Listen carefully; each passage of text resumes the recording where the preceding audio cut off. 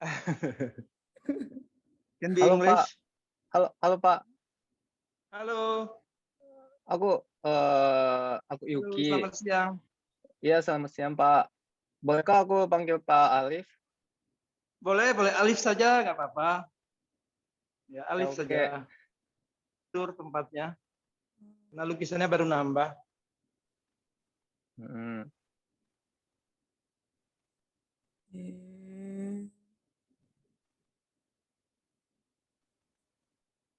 Ini minimalism saya.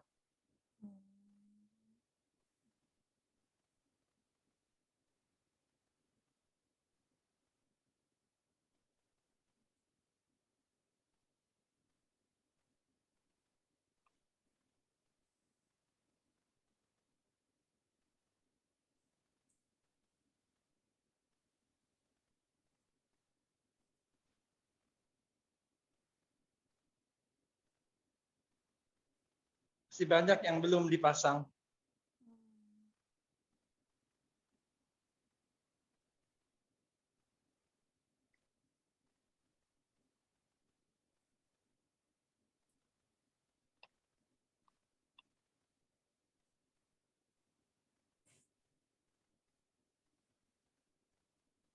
Lighting galerinya kurang bagus. Ini masih berkilau.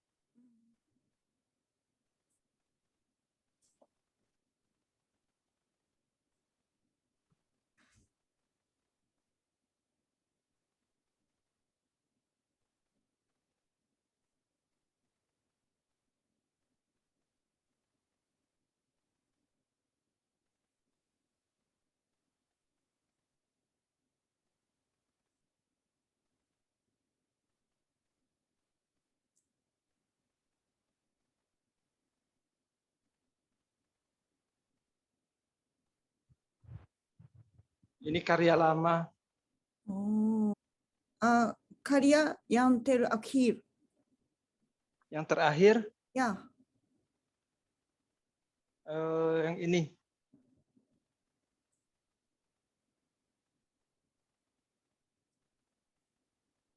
Ini yang baru dibuat jadi belum dipasang. Jadi rencananya dinding ini khusus untuk Ode to Rice. Jadi semua dinding beras yang sudah saya jelaskan di tulisan saya. Oke. Terima kasih Alif. Sama-sama, terima kasih. Sudah pernah ke Sumatera? Belum pernah. Oh, Makanya nanti ya aku sama-sama pengen nanti banget ke kok sana. main. Mhm. Palembang ada jembatan Ampera namanya, ada sungai, di atasnya ada jembatan Ampera, itu dibangun Mhm. tahun 1962 oleh pemerintah Jepang setelah Mhm. perang. Ya, setelah pendudukan Jepang berakhir pada tahun 1945. Mhm mhm. Ya Jepang itu yang kan, membuat jembatan. buat buat kayak permintaan apa, apa sih, Iya, untuk peran. sebagai ganti rugi perang. Iya iya iya iya iya iya. Terus, Heeh. itu kan, bentuk jembatannya kayak apa ya, spesial gitu kan. Sebenarnya itu, Ya, eee eee, jembatan yang, kelihatannya sama itu ada di kota aku. oh iya iya. Jembatannya itu Iya, bagus sekali, terdiri dari 3 bagian, ada menaranya di mhm, tengah. Jadi bagian tengahnya itu dibuat secara khusus oleh insinyur Jepang, bisa mhm diangkat mhm. bagian tengahnya. Tapi setelah pemerintah Jepang kembali meninggalkan Indonesia, pemerintah dan insinyur setempat tidak bisa memelihara jembatan itu sehingga rusak, Mmm, teknologinya tidak memadai sehingga sekarang sudah lama sekali bagian tengah jembatan itu sudah tidak bisa diangkat lagi. Buat Yuki apa yang paling berkesan tentang Indonesia? ya aku, Lucu. eee, waktu aku pertama kali ke Indonesia aku kaget, apa ya, orang-orang dekat banget, terus di pinggir jalan ada banyak orang, terus selalu senyum-senyum gitu. Terus Oh, kalau iya, ya iya. ya ya kalau aku Ya, mungkin bingung karena pasti di Jakarta seperti mungkin ya, iya karena di iya iya. Jakarta dan Anda dilihat sebagai orang asing. Mm-mm. Nah, seperti Natsuko, saya lihat di video Natsuko, dia ke toko mesin ke toko kopi, ke restoran, orang-orang pada ramah. Kalau di Jakarta, Mm-mm. ya, memang gitu. Kalau di Jakarta terhadap orang asing, mereka rata-rata lebih ramah. Tapi kalau Anda ke Mm-mm. daerah seperti ke Palembang atau ke provinsi lain, kadang-kadang tidak seperti itu, malah tidak Masa? aman. Iya, へえ。makanya Palembang itu rendah pariwisata untuk orang asingnya. へえ。Nah gitu ya. Bukan bukan potensi wisata, potensi alamnya tidak ada atau tidak bagus, bukan. Tapi salah satu faktornya itu kenyamanan buat wisatawan asing. Nah, satu karakter orang-orang sini itu masalah sampah, Natsuko. うん。Selalu buang sampah sembarangan. Sampah itu di kota Palembang itu seperti gunung tingginya, tinggi sekali. お Dan ー。baunya bisa menyebar kemana-mana. Seperti gunung, benar-benar tinggi. Karena plastik itu kan tidak bisa diolah. Semua program program penanggulangan sampah itu kadang sering tidak jalan di sini. Untuk recycle, untuk di ini kurang. Jadi tidak sempat menanggulangi sampah itu. うん。Dan semua produk di sini tuh masih memakai plastik semua. Nah, terutama ini yang kantung-kantung beras yang saya ini itu.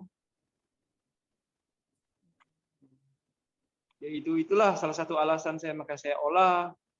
Nah, seperti semalam kita diskusikan ya, itu menarik sekali ya, arte povera yang kata Natsuko, seni bahan miskin ya. あー、アルテポーベラとか、九州派の話をしたかったんですけど、ちょっと言葉ができなくてうまくできなかったんですよ。Oh, それめちゃくちゃ難しいっす。そういう、なんていうんですかね、ゴミとか、そういうものから作品を作った作品が過去にあって、アルテポーベラとか九州派とか、そういった作品は知っていますかっていうことと、それらと自分との作品との関係とかみたいな。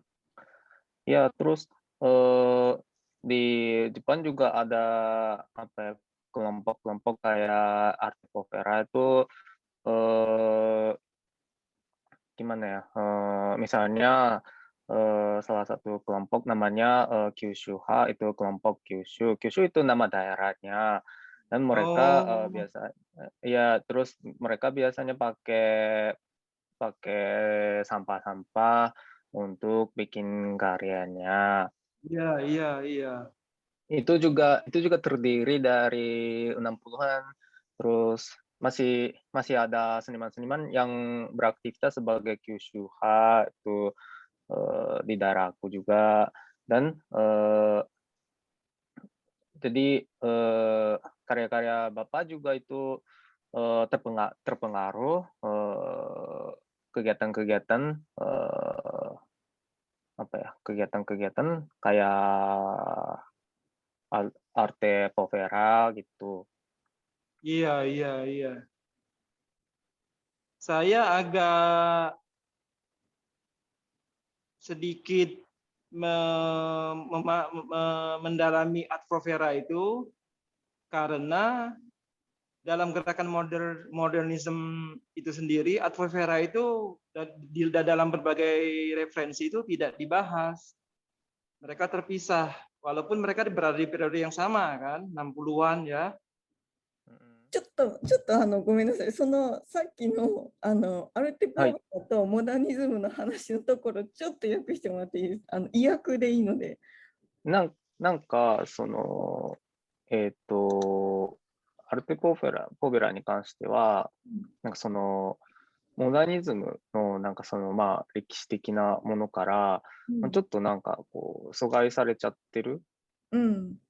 でそういう記述の中にこう出てこないことに対しては結構、まあちょっとその自分の中でもまあ深めたいポイントとしてはあるみたいな感じで、あんまりなんかその自分の作品との関係みたいなのは全然なんか今言ってない。なるほど。はい、でもそうかそうか。わかる。そういうことを考えてらっしゃるんですね。わかりました。ありがとうございます。で、はい、Ya, boleh. Kelihatannya karya-karya Arif itu terhubung dengan seni modern. Ya, Ya, ya, ya, kenapa? Saya Kenapa ya? Kenapa kamu? kenapa ya? Karena mungkin latar belakang ya. Jadi kelahiran 70, saya mulai melukis itu tahun awal 80, 82, saya mulai aktif. Dan di sekolah itu referensi kita pada saat belajar itu rata-rata pelukis Belanda. Dari romantismenya Rembrandt sampai waktu itu yang banyak diulas itu namanya Willem de Kooning. Itu abstrak. Jadi itu berpengaruh sekali gitu ya buat saya. Terus Picasso itu bisa dikatakan pelukis paling populer, paling terkenal, paling populer, paling familiar di Indonesia. Dan itu kebetulan dulu buku-buku yang ada di sekolah itu yaitu rata-rata buku modern art. Jadi saya kenal pelukis-pelukis modern semua. Mulai kuliah, yang saya sudah ceritakan sama Natsuko ya, mulai kuliah itu 1989. Itu trennya sudah postmodern. Nah, tapi kan itu menurut saya itu kan di arsitektur. Sementara di lukisan itu tidak terjadi. Kegagalan modernisme itu tidak terlihat. Ide-ide yang modern itu masih hidup semua dan masih terbuka untuk digali. Tetapi ternyata yang saya kaji lagi, saya perbandingkan dengan Thailand ya, minimalisme mereka tidak berasal dari pemikiran, tapi berasal dari cara hidup gitu. Jadi itu berbeda, bukan berbeda sangat berbeda ya, tapi saya merasa pembahasannya harus terpisah antara minimalisme modern dengan minimalisme yang pure ya, yang asli ya. Nah ini kan salah satu lagi bahwa ternyata pemikiran modern art itu kan tidak gagal. Masih banyak sih sebenarnya yang menjadi bukti ya. Tunggu sebentar ya. Ya. 鳥さん、ちょっとこれ、今の話、途中から全然理解ができてない。If I can speak English, it will be easier or not? No, No, not really. Tunggu sebentar ya. ちょっと待って。sebentar ya, Pak. sebentar ya. すみません、羽鳥さん、今のちょっと話いいですか？ OK。なんか、最初80年代にこういろいろまあ勉強して、でも習うのってそういうまあヨーロッパのいわゆるまあ日本でもまあ教わってくるようなものとかをこう習っていって、で、なんかその大学で、なんかその自分もまあこういう話を初めて聞いてるんで、あんまなんか今の話もどこまで理解できてるか微妙なんですけど、とにかくモダニズムがなんか結構批判されてるみたいな。で、ルー・コルビジエの話とか、バウハウスの話とか、なんかそういうのがこう出てきて、でもそれがなんか、細かいことちょっと今覚えてないですけど、ルー・コルビジエのなんか建築はなんかこうだこうだっていうので批判されたりとか、なんか非難される、批判というよりはまあ非難みたいな感じでこうされていくけど、なんか彼はそういうなんか今のモダニスムをこう否定するような流れが、なんかまあ多分ちょっとそこに問題を感じていて、で、なんだっけ。ミニマリズムとか、なんかそういうのも、なんか純粋なそのミニマリズムと、そのモダニズムとしてのミニマリズムっていうのはなんかまあちょっと違ってるはずで、でなんかそこがちゃんとこう切り離されて、で別になんかモダニズムとしてのミニマリズムっていうふうに見たときに、別にそれはなんか何らし、こう、なんだろう、うまくいってないわけじゃなくて、っていうのが彼のまあ主張みたいな感じなんですよね。だからそのことについて、ちゃんとなんかまあ書きたいみたいな。でもなんか、自分で聞いてて、今その話で、なんかそんなにそのモダニズムがなんかこう、否定されてるようなこととかってなんかあんのかなみたいな感じもあったんですけど、それはもしかしたらまあ、インドネシア大学でのこととかなのかもしれないですけど、であとなんかあんまつながりが分かんなかったんですけど、ちょっとそのキーワード的に面白かったのは、なんかインドネシアの建築はなんかその体なんだみたいな。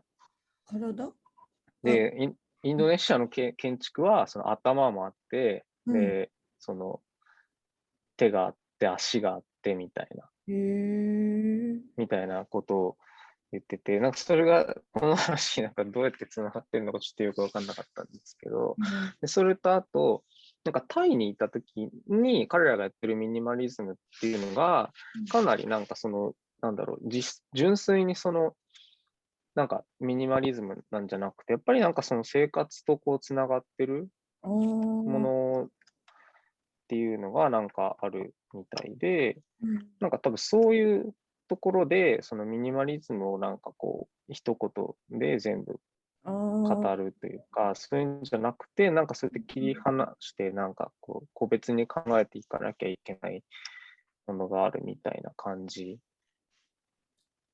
で話してたと思います。なるほど。わかりました。そしてなんか、私もアリフに事前にした質問の中で、活動をしてたりとか、そういうアート・イン・ザ・パークっていう活動をしてたりとか、子どもの海岸のコンテストを開催しようとしたりとかして、社会と接続しようとしているパレンバンのっていうところがすごく、なんかミニマリズムっていうのとちょっと反することじゃないのか。私たちが教育されて思い描いているミニマリズム、そういうふうに純粋化していく生活とかと切り離して純粋化していくミニマリズムっていうのと、彼が傍らでやっている活動っていうのがなんか同時にやってるっていうのがすごく面白いなと思って、そのあたりのことをちょっと聞きたいんですけど、お願いできますか？はい。はい。Pak Alif? Ya. Ya. Tadi kan Bapak bilang gini, di waktu Bapak masih di Thailand, Bapak melihat karya-karya minimalisme di sana, tapi itu kayak itu bukan bukan cuman minimalisme yang murni, tapi itu dari apa ya, secara hidup dan terhubung sama kehidupan di daerahnya gitu kan. Iya, iya. Terus Bapak juga lagi adain proyek-proyek di Palembang. Itu juga membuat atau memperlihatkan hubungan sama warga-warga di daerah gitu. Tapi karya Bapak itu gayanya kelihatannya itu kayak minimalisme murni gitu kan. Iya ya, modern. Jadi itu arahnya kayaknya beda, tapi ya itu yang menarik itu kata Natsuko. Terus ya kalau tentang itu Bapak lagi mikir gimana, terus tujuan Bapak itu gimana itu? Iya, iya. Ya, jadi itu tadi minimalism salah satu contoh ya. Padahal genre atau aliran atau gaya di dalam modern itu kan yang sudah saya list aja ada 30-an. Banyak sekali kan. Nah itu makanya kalau misalnya modern itu mau dibilang gagal, itu yang mana? Nah itu kan sudah tidak jelas lagi. Jadi kalau menurut saya pribadi, modern art itu tidak gagal. Dan pengertian Posmo sendiri itu kan bukannya anti modern. Post itu kan salah sifatnya itu ingin meninggalkan atau melanjutkan dari modern itu sendiri. Makanya dipakai istilah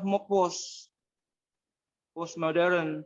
Analoginya waktu zaman Vincent van Gogh, Paul Cézanne, Paul Gauguin ya. Paul Gauguin itu 3 pelukis. Mereka bergerak dari impresionisme sampai akhirnya mereka diberi label menjadi post impresionism. Nah, saya pikir seperti itulah yang terjadi sama dengan saya sekarang.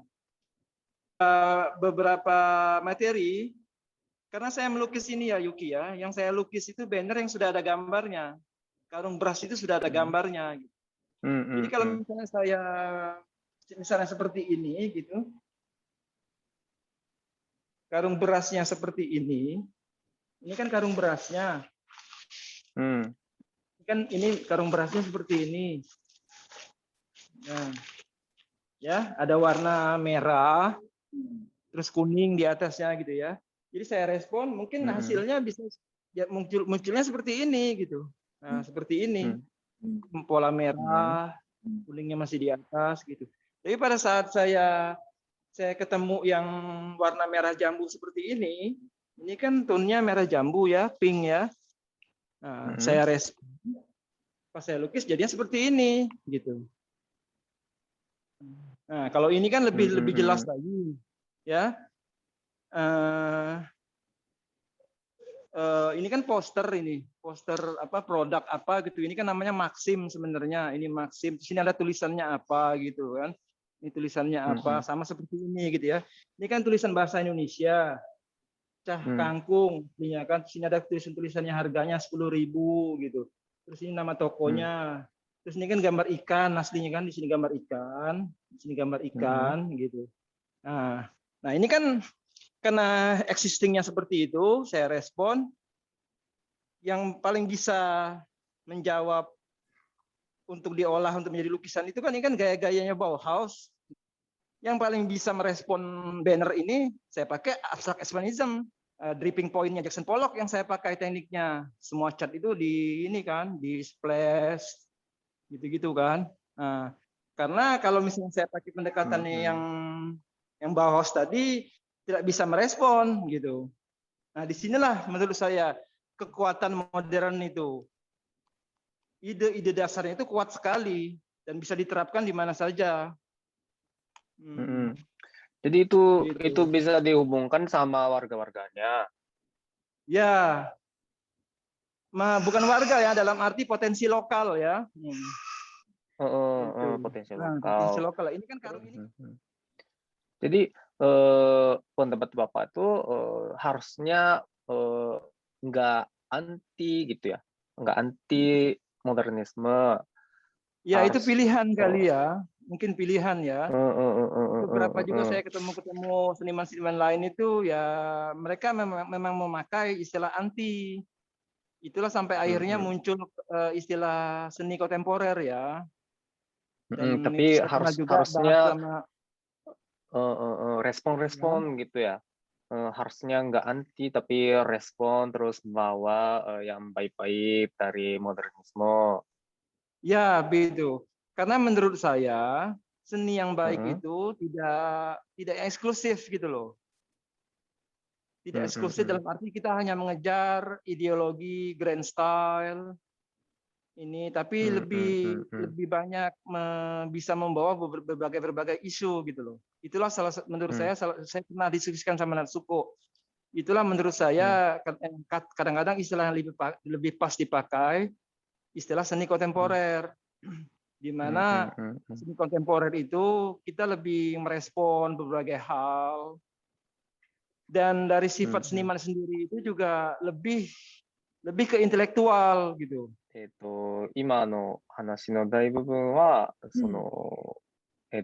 彼がどうしてそのモダニズム的なその作品の傾向を持っているのかみたいなことだったんですけど、最初に言ってたのは、なんか自分がやってることっていうのは、例えばゴッホとかゴーギャンとかセザンヌが、その印象派から始まって、で、その後、日本で言えば後期印象派、そのポストインプレッショニズムに、花開いていったようなことであって、それが、なんか、自分がやってることはそういうことなんだと。で、それを聞いたときは、なんか、何を言ってるのか全然意味がわかんなかったんですけど、なんかモダニズムがなんか失敗してるっていうことの、なんかなんか意味みたいなのは、やっぱりポストモダニズムっていうのが、割とそのポストインプレッショニズムと違って、モダニズムに対する、なんか否定というか反抗というか、そういう方向に行ってしまってるけど、別になんかそうじゃないんだと。だから、彼はそのモダニズムの中から、今にも全然つながるような、つまり、そのゴーギャンとかゴッホとかが起こしてきたようなことが、このモダニズムの後にもなんかできるはずっていうので、彼の意見としては、そっちの方がなんか前を受け継いで新しいものをっていう。でも多分今のはアンチモダニズムで、そういう風になってるっていうのが多分なんか一つの問題で、だからさっきなんかいろいろ見せてくれ、その大きい作品とかはなんかポロックのその影響というか、ポロックっていうものを土台にして、それで今にこういう風になんか持ってくると。で、それはだから、アンチだったらもうそれ否定して全然違うものに行かなきゃならないけど、そういうものを引き継いでっていうような、ことがあるから、確かになんか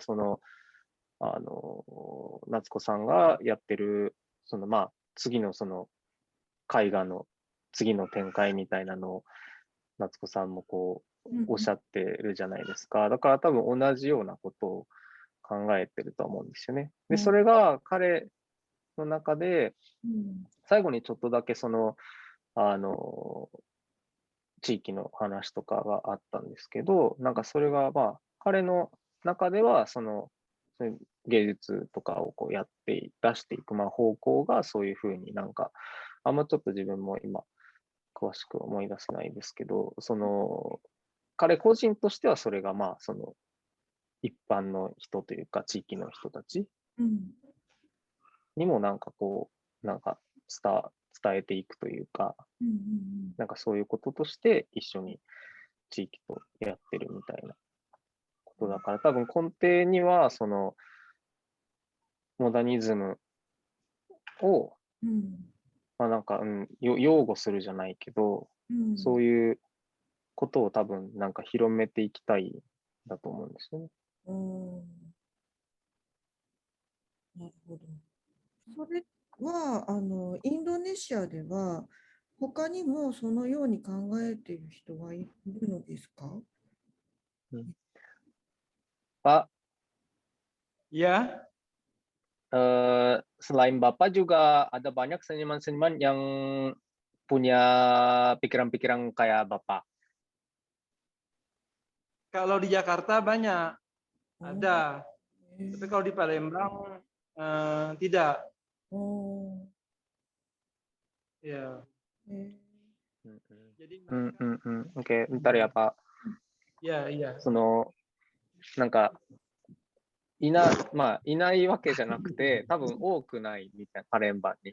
で、なんかイベントをするから、なんか夏子さんにはちょっとそれでトークをしてほしいみたいなことを言ってて、で、Enggak. Bahasa Dia senang. Indonesia tidak bisa ya. Tapi bagus kok. Natsuko udah bisa. Oke. それで、まあ、そこの教授もそうだし、まあ、彼が学んだところもそうだし、その学部的にはまあ建築っていうことをやってるけど、まあ、本当はなんかその建築だけじゃなくて、まあ、その絵画もそうだし、音楽とかもそうだし、まあ、そういうのもなんかみんなにちゃんと一緒に学んでほしいし、そういうものに対してもなんかこう、お互いになんかなんだろう、反応していけるような、つまり建築だけで何かやっていくんじゃなくて、なんかそういうことがなんか起こせたらなみたいな感じで、なんか彼のやってるところでもなんかなんか劇場とかなんかそういうのもこう作っていったりみたいなことも考えてるみたいな感じだったかなと思います。そうですね。非常に活動の仕方が包括的で面白いなと、アリフさんの活動の仕方が包括的で面白いなと思うんですけど、なぜ私の絵を見て、モダニズムにこだわっているアリフさんが私の絵を見てこう反応してくれたの、どういうところに反応してくれたのかなっていうのが、全く言葉が通じない状態で何に反応してこうなってるのかなっていうのがすごい聞きたいんですけど、よろしくお願いします。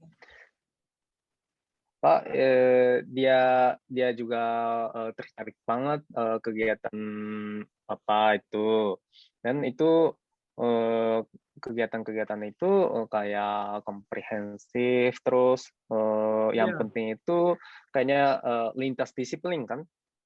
Ya betul, iya lintas disiplin. Iya. Terus jadi dia lagi tertarik banget kegiatan-kegiatan itu, tapi dia apa ya? Dia agak bingung karena kalian apa ya? Awalnya nggak bisa apa ya? Nggak bisa ngobrol-ngobrol secara lancar gitu kan, tapi Iya. Bapak lihat karya Natsuko, dan Bapak juga tertarik karya Natsuko dan Ya, kegiatan mengagumi Natsuko sekali gitu kan. saya. Iya, tapi Ya, saya belum lihat semua. Jadi Natsuko agak bingung kenapa Bapak jadi tertarik karya Natsuko, dan bagaimana atau yang mana menarik gitu. Jujur saja, saya pikir pertama namanya Tanaka. Saya pikir pria gitu. Nah, alasan keduanya itu saya melihat ada persamaan. Ada faktor persamaan antara lukisan saya dengan lukisan Natsuko. Pertama sama-sama abstrak. Terus kedua sama-sama, saya yakin sama-sama berangkat dari modern. Tapi saya sudah punya insting gitu, pasti Natsuko ini lulusannya benar-benar sekolah seni. Natsuko itu mengalami ada proses migrasi juga seperti saya. Kalau saya dari Thailand ke Palembang, kalau Natsuko itu dari Jepang ke Jakarta gitu. Natsuko itu lebih responsif gitu. Makanya chat terakhir dengan Natsuko saya bahas masalah androgenitas. Dan ternyata Natsuko responnya dengan konsep dia androginos gitu loh. Hasilnya berbeda. Saya perbedaan itulah yang menarik. Saya bilang sama Natsuko, saya tidak bisa melukis warna hijau. Dan jawaban Natsuko sama, dia bilang, dulu saya juga jarang memakai warna hijau. Tapi setelah saya tinggal di Jakarta, di Indonesia, banyak warna hijau. Gitu. Dan saya mencoba. Gitu. Nah, bagi saya ini luar biasa sekali, bagus sekali responnya. Gitu. Respon dia terhadap hal-hal yang di sekitar dia. Gitu. Persamaannya itu kita sama-sama melukis bunga, bukan dengan model, gitu, tapi dengan lewat ingatan. Seperti apa ya? Seperti semi abstrak kali ya, setengah abstrak gitu ya. まず最初になんかその名前が分かんなくて、男だと思ってた。で、作品に関しては、最初に言ってるのは、自分の作品と、共通のものを、感じたと。で、これは、モダンアートから出発してるんだろうなっていうのがあって、共通の、そういう、自分に近いものを感じて、で、それと、あと、自分と違うこととしては、おそらくこの人は、美術大学を出たんだろうと。で、自分はそうじゃなくて、建築のあれで勉強してたけど、それが同じ作品の共通性を持ってるっていうところ。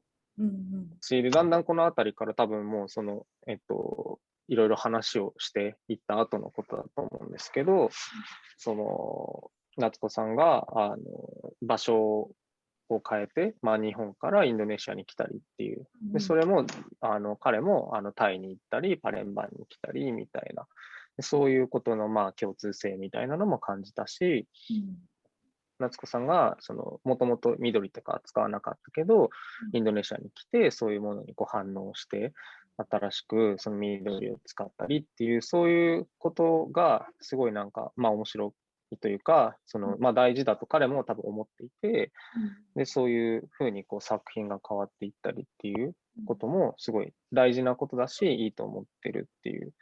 で、